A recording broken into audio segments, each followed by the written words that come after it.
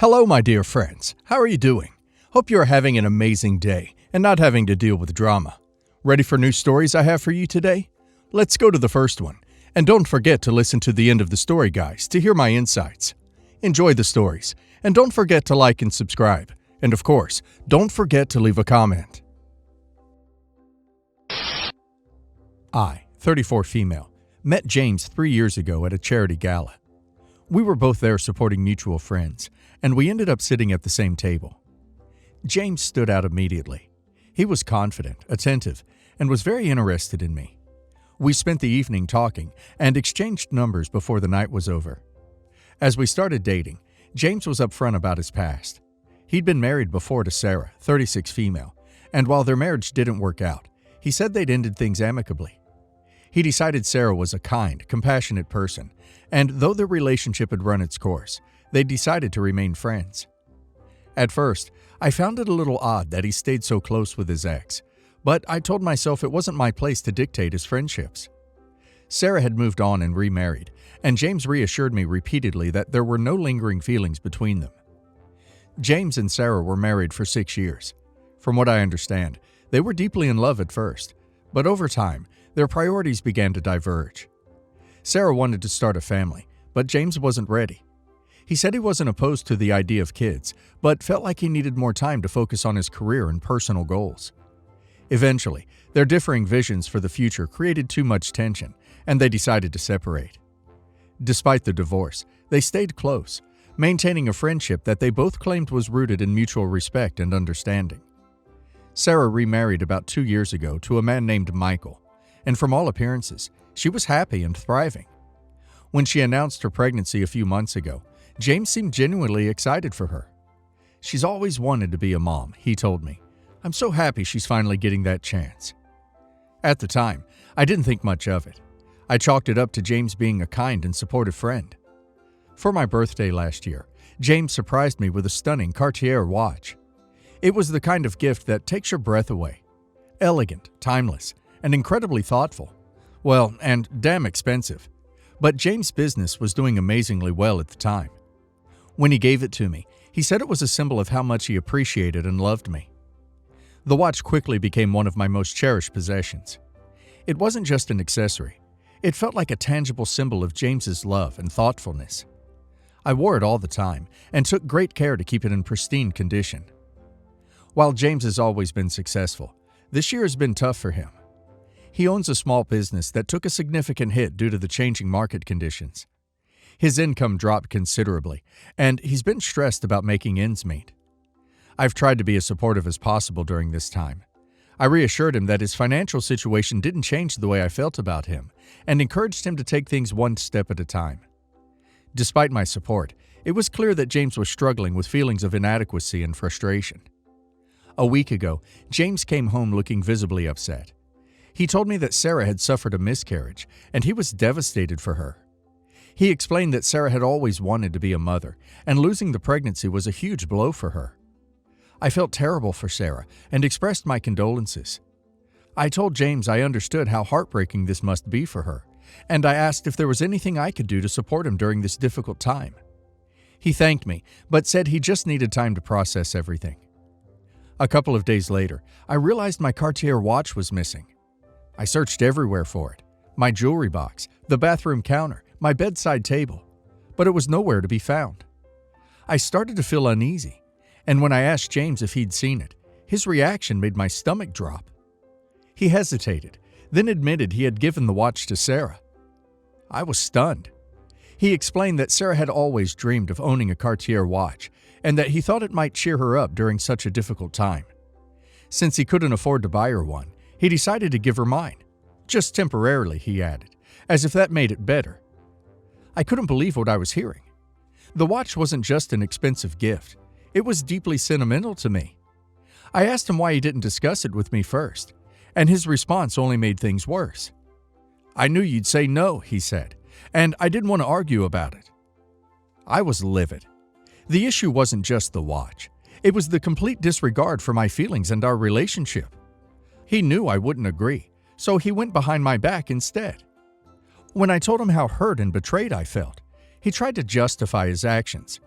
"Sarah's going through so much right now," he said. "I just wanted to do something nice for her. I didn't think it would be such a big deal. I've never been in such a financially tough position before, and not being able to buy what I want is not easy for me as well. You should try and be more understanding and compassionate." He then promised to replace the watch as soon as he could afford it. But knowing his financial struggles, I knew that wasn't realistic anytime soon. More importantly, it wasn't about the money. The watch represented our relationship, and he'd given it away as she meant more than me. Our conversation quickly escalated into a heated argument. I told James that while I sympathized with Sarah's loss, his actions were completely inappropriate. "You're supposed to prioritize me and our relationship," I said, "not the ex-wife." He accused me of being insensitive, saying I didn't understand how hard it was for Sarah to lose her pregnancy. I countered that while I felt for her, that didn't give him the right to give away something that belonged to me, especially without asking. "You chose to go behind my back," I said. "That's the part I can't forgive." By the end of the argument, I was so angry and hurt that I told James to leave. He tried to protest, saying I was overreacting and that he'd make things right, but I needed space. I couldn't look at him, let alone share the same house. He packed a bag and left, saying he hoped I'd cool down and that we could talk things through when I was less emotional. Since James left, I've been replaying everything in my head. On one hand, I feel justified in my anger. What he did was a massive breach of trust. On the other hand, I wonder if I was too harsh. Was this just a misguided attempt to comfort a grieving friend, or is it a sign of deeper issues in our relationship? I know that if he was in a financial position to buy that watch for her, he wouldn't have taken mine. I also can't shake the feeling that James's bond with Sarah might be too close for comfort. While I've tried to be understanding of their friendship, this incident has made me question whether he's truly moved on from her. James has texted me a few times, apologizing and asking for a chance to make things right. He insists that he acted out of kindness and didn't mean to hurt me, but I'm not sure if I can move past this. So, Reddit. Am I the a-hole for kicking James out over this? Should I have been more understanding, given his intentions and financial struggles, or was I justified in drawing a line? James's financial struggles and Sarah's loss are no excuse for what he did. That watch wasn't his to give away, and the fact that he knew OP wouldn't agree but did it anyway is incredibly disrespectful. It's not just about the watch, it's about the lack of communication and his disregard for OP's feelings. Also, the way he keeps justifying his actions as helping Sarah makes me question where his priorities lie. OP is his partner, and he should be prioritizing OP and their relationship. Instead, he's showing a concerning level of loyalty to his ex. OP is not overreacting. And now let's hear the community's opinion. Not the a-hole. Let's break this down. 1. James knew you'd say no, so he went behind your back. That alone is a massive red flag. 2. He didn't just borrow something insignificant. He gave away a deeply meaningful gift. 3. He's prioritizing his ex-wife's emotions over yours, which is incredibly unfair to you. Yes, Sarah's loss is tragic, and it's understandable that James would want to support her as a friend. But giving away your watch? That's crossing a boundary. If he doesn't understand why this is a betrayal of trust, that's a big problem. Not the a-hole. You're not being unreasonable or overreacting. James violated your trust in a big way. Even if he had the best intentions, it doesn't excuse the fact that he prioritized Sarah's feelings over yours and acted without your consent. This isn't about the watch. It's about the lack of respect and communication. Not the a-hole. James is trying to downplay this as just trying to cheer up a friend. But that doesn't change the fact that he gave away something that wasn't his. He didn't even have the decency to ask you first because he knew you'd say no. And the financial situation. That's not an excuse. If he couldn't afford to buy Sarah a gift, then he shouldn't have tried to solve the problem by giving away something of yours. His actions show a lack of respect for your boundaries, and honestly, you deserve better. Update. Well, surprise, surprise. Turns out my gut feeling about James and his ex-wife, Sarah, was spot on. A mutual friend reached out to me recently with some news that felt like a punch to the gut. Sarah is divorcing her husband, and she and James are getting back together. Apparently, this wasn't some spontaneous decision made after I kicked James out. It had been brewing for a while. The watch was just the tip of the iceberg. Looking back, all the signs were there. His emotional investment in her pregnancy, his unusual enthusiasm about her life, and his willingness to cross boundaries to help her. I feel like an idiot for not seeing it sooner, but at the same time, I'm relieved. If James couldn't fully commit to me and our relationship, then I'm better off without him. It hurts, but it's also a wake-up call to trust my instincts and never settle for someone who doesn't respect me or my boundaries. As for the watch, I don't even care about it anymore. Let them keep it. It can serve as a reminder of how little respect James had for me. I'm focusing on myself now and moving forward, grateful to have dodged what would have been an even bigger disaster down the road. Thanks to everyone who offered advice and support. You all helped me see the truth, even if it was painful. I have 2 sons, a stepson, mid-30s, from my wife's first marriage, and a younger, biological son with my wife, late 20s. My wife passed away a few years ago and left our home entirely in my name. The house has been in my wife's family for years. It's an old, large, very expensive colonial home that she has had long before she ever met me. In the years since my wife's passing, I found myself being extremely lonely in the big empty house. I decided to gift the house to one of my children and downsize to a smaller place of living. I considered which son to give it to and ended up choosing my stepson to have the house. He has 3 young girls, all under the age of 6, whereas my bio son lives alone with his wife and has no children. My stepson and I even came to an agreement where I could live in the guest suite in the basement and I wouldn't have to move out.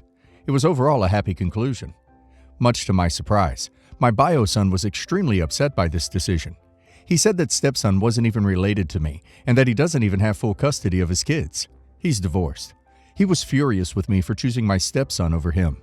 I was shocked by this reaction. I've known stepson since he was an infant, and he and my bio son were raised together in the same house. They've always thought of each other as brothers, and I've raised stepson as my own. I want him and his daughters, my granddaughters, to have a good home. My bio son said that he and his wife were trying for a baby and wanted to start a family, and that he'd always planned on raising his children in the home. Am I the a-hole? You're the a-hole. You shouldn't have gifted it to anyone. You should have put the proceeds of sale into a savings or trust for when you eventually pass away, and have your children receive the value of that estate equally, or how you see fit.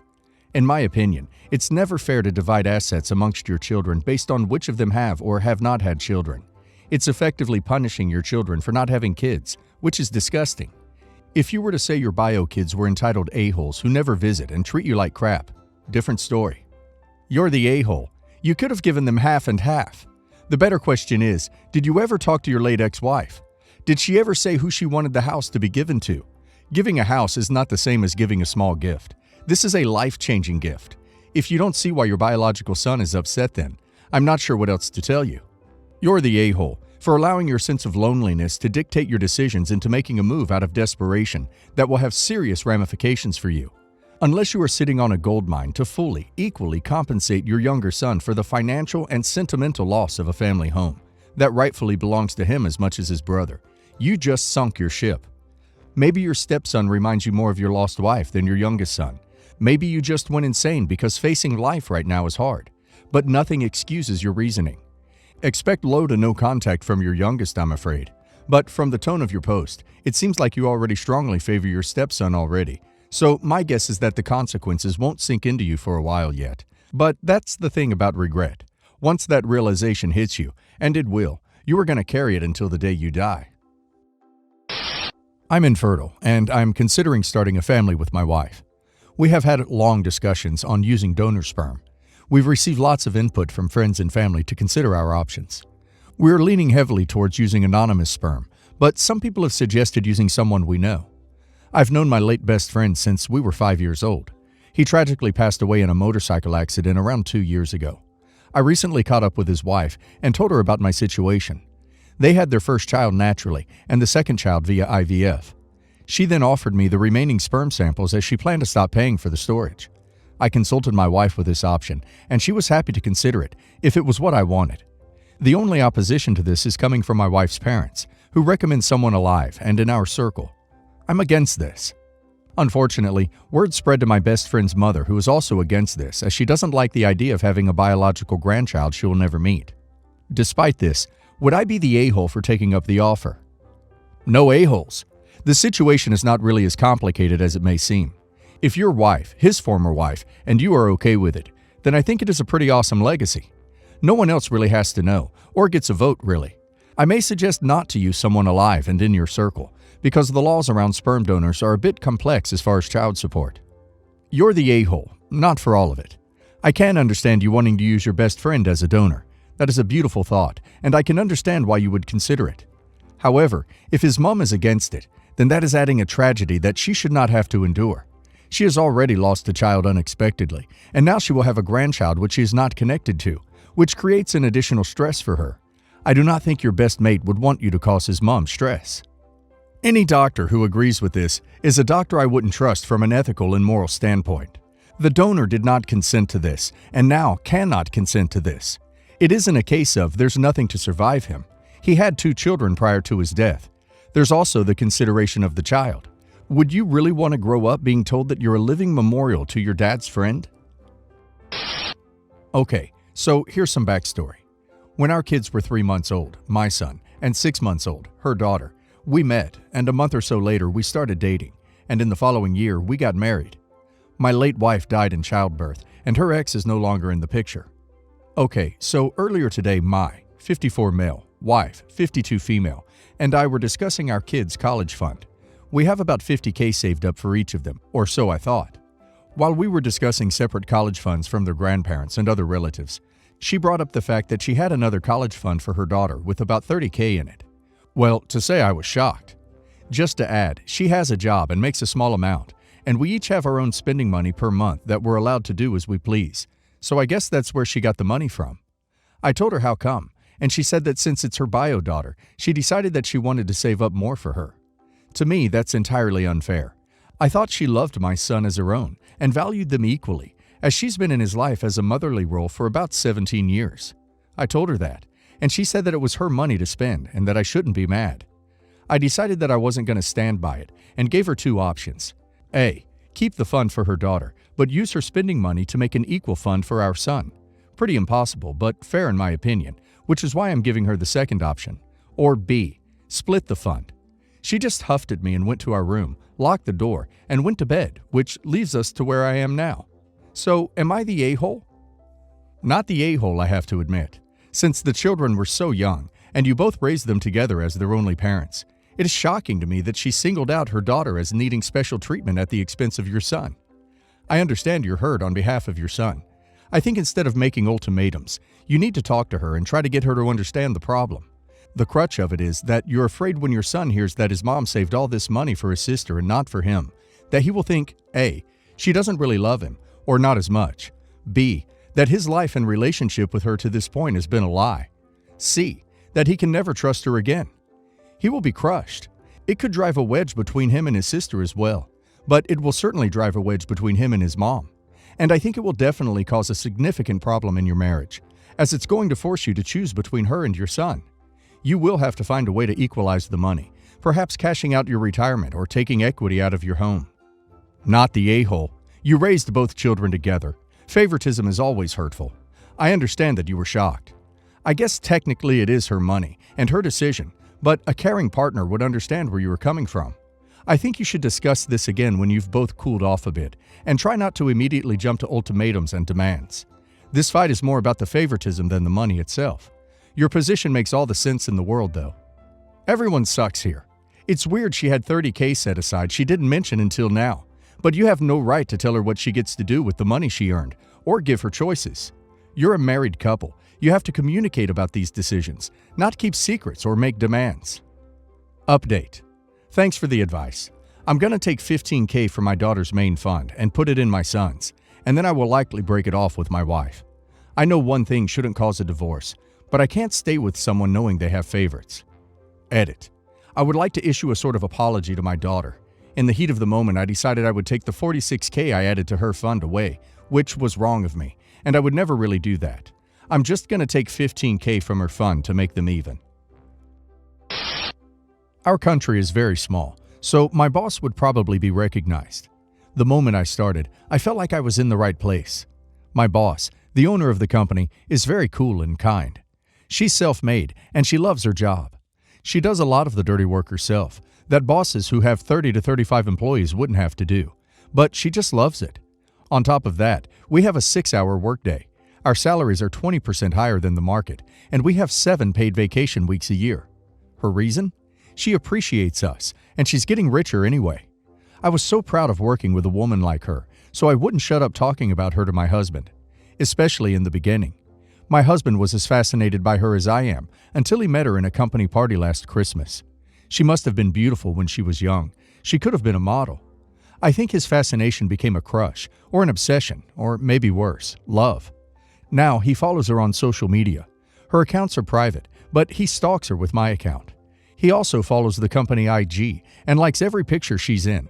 He asks about her all the time. She's a very private person, but when her divorce from her ex-husband was finalized in the beginning of this year, we all found out because he started showing up to work. He owned half her company now, and he started to try to make changes in our work hours and salaries. We found out that her husband had cheated on her with a younger girl, who he also tried to employ in our company. She still works with us. She, probably lawyers involved, eventually convinced her husband to sell her back his share.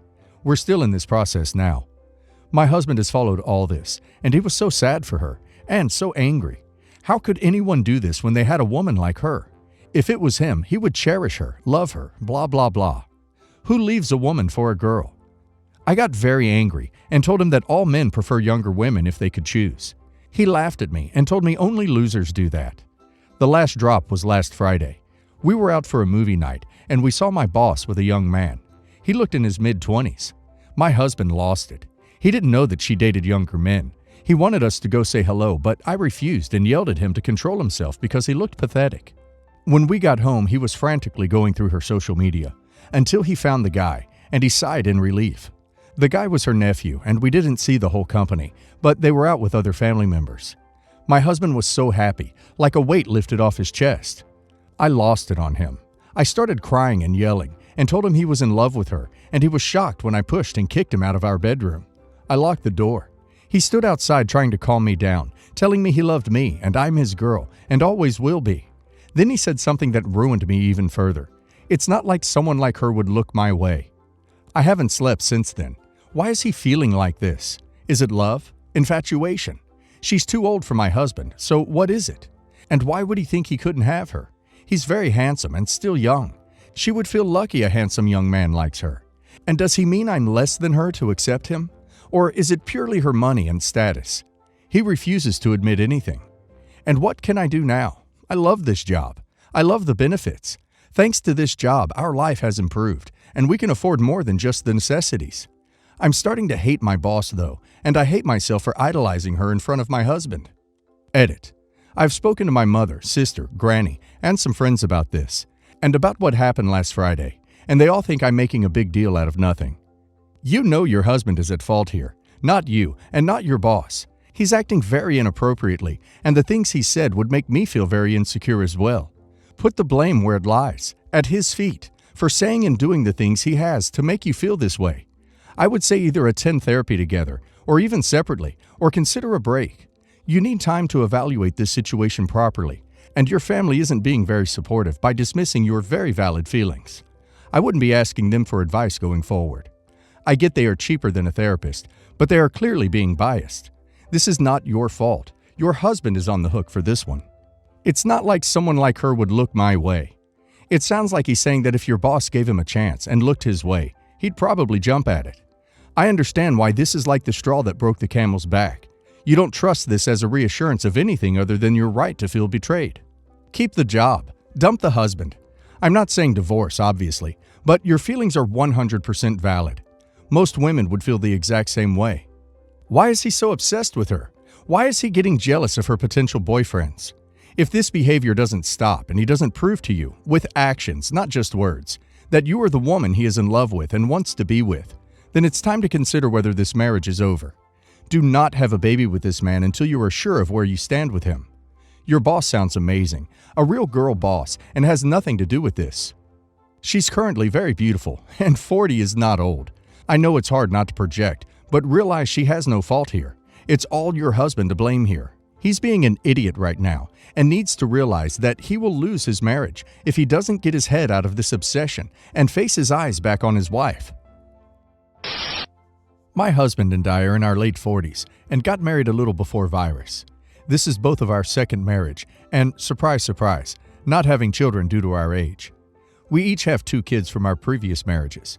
My husband has a daughter who is always at college and a 16-year-old son who lives with his mom mostly, but sometimes with us. Our house is my husband's and I, and my 2 kids who are 14 and 12. On the actual event, my husband had a great uncle who recently passed away. He inherited his gently used GMC SUV. I don't know a ton about cars. I know the car is a 2017, and I've seen used ones with low mileage go for near $20,000 online, sometimes more. Here's the issue we're having. Remember how I said my husband's son is 16? My husband thinks the car would be a great gift to him. He plans on giving him the car regardless of how I feel. I think the fair thing to do would be to sell the car for as much as we can and divide that money up equally between the 4 kids. That way, everyone can benefit, and not just my stepson, who happens to be 16.